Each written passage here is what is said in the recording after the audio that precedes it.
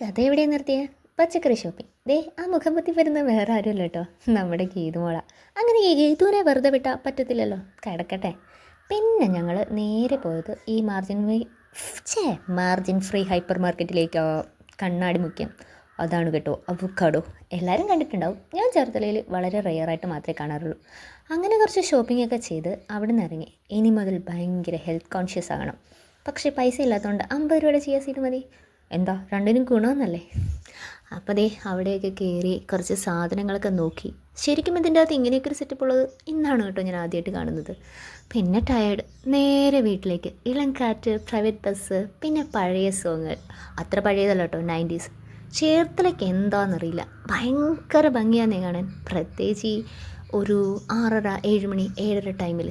അത് കഴിഞ്ഞാൽ ബസ് കിട്ടാൻ പാടാം, അതുകൊണ്ട് നമുക്ക് ടൈം മാറ്റി പിടിക്കാം. അങ്ങനെ കാര്യങ്ങളൊക്കെ അവിടം വരെ എത്തി. ബൈ.